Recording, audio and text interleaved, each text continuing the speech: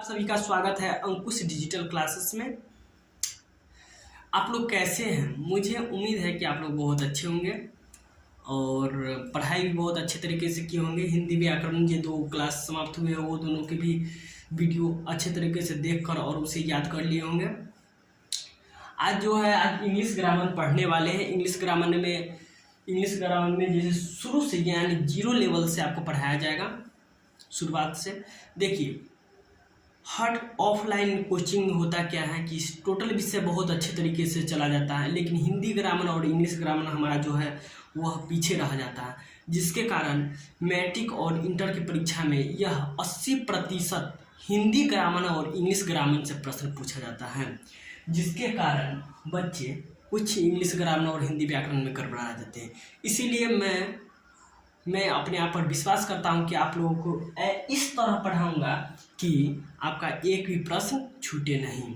चलिए देखिए, सबसे पहले तो आज शुरुआत करते हैं English grammar. What is English grammar, यानी इंग्लिश ग्रामर क्या है, इंग्लिश ग्रामर के बारे में क्या जानते हैं। हिंदी व्याकरण को आप पढ़ चुके हैं, हिंदी व्याकरण क्या है, हिंदी व्याकरण के बारे में बताए थे, लेकिन what is English grammar, English grammar क्या है। देखिए answer, English grammar is that sense which teach, फिर से देखिए, English grammar is that sense which teach us how to correct, read, write and speak in English। क्या है? What is English grammar? English grammar is that sense which teach us how to correct, read, write and speak in English।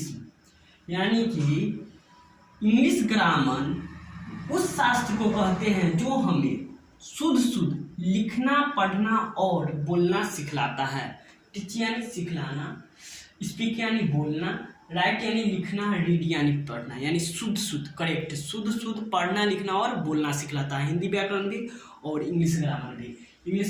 English grammar is that sense which teach us how to correct, read, write and speak in English. यानी English grammar हमें शुद्ध पढ़ना, लिखना और बोलना सिखलाता है। उसके बाद है how many kinds of English grammar. English grammar कितने प्रकार के होते हैं? How many kinds of English grammar? There are 5 kinds of English grammar. English grammar 5 प्रकार के होते हैं। इंग्लिश ग्रामर कितने प्रकार के होते हैं? 5 प्रकार के होते हैं। हिंदी व्याकरण में कितने प्रकार के होते हैं? 5 प्रकार के होते हैं इंग्लिश ग्रामर। अब देखिए, ऑर्थोग्राफिक यानी होता है वर्ण विचार, ऑर्थोग्राफिक यानी वर्ण विचार। फिर है इटिमोलॉजी यानी शब्द विचार। इटिमोलॉजी यानी क्या होता है? शब्द विचार। इटिमोलॉजी यानी शब्द विचार। फिर है सिंटैक्स, सिंटैक्स यानी वाक्य विचार। सिंटैक्स यानी वाक्य विचार। सिंटैक्स यानी क्या होता है? वाक्य विचार। पंचुएशन, पंचुएशन यानी होता है चिन्ह विचार। पंचुएशन यानी क्या होता है? चिन्ह विचार होता है। प्रोसोडी यानी होता है छंद विचार। प्रोसोडी यानी छंद विचार। इंग्लिश ग्रामर कितने प्रकार के होते हैं? 5 प्रकार के होते हैं। कोई पूछे how many kinds of English grammar, तो there are 5 kinds of English grammar.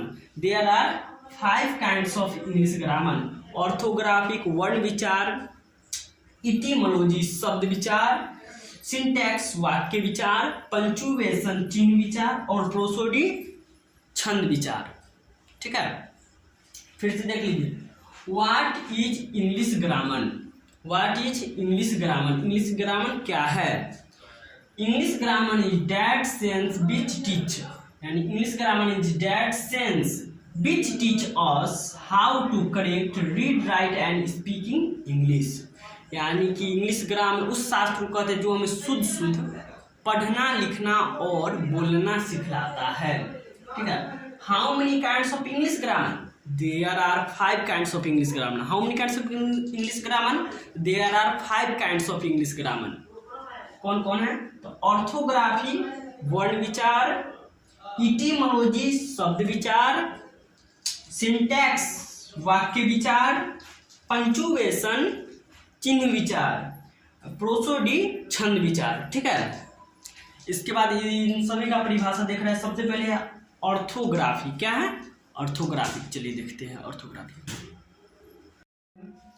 Orthographic यानी होता है वर्ण विचार। ऑर्थोग्राफिक यानी क्या होता है? वर्ण विचार। ठीक है, orthographic is the practice, orthographic is the पैट्रिक्स और study of letter and how they are used to spread sound. ठीक है, फिर से देखिए, ऑर्थोग्राफिक यानी वर्ण विचार, ऑर्थोग्राफिक इज द पैट्रिक्स और study of letter and how they are used to express sound. ठीक है, इसके बाद वाला है इटिमोलॉजी, इटिमोलॉजी यानी शब्द विचार, इटिमोलॉजी यानी क्या होता है, शब्द विचार होता है। The study of the organs, the study of the organs and the history of word and their meaning.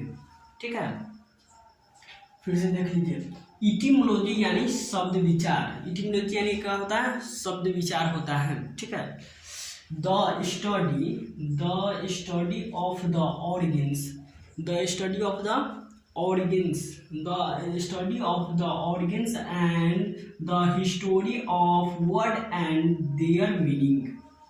ठीक, इसके बाद वाला है सिंटैक्स, क्या है, सिंटैक्स है। सिंटैक्स यानी होता है वाक्य विचार, सिंटैक्स यानी क्या होता है, वाक्य विचार। ठीक है, the system rules for the structure, the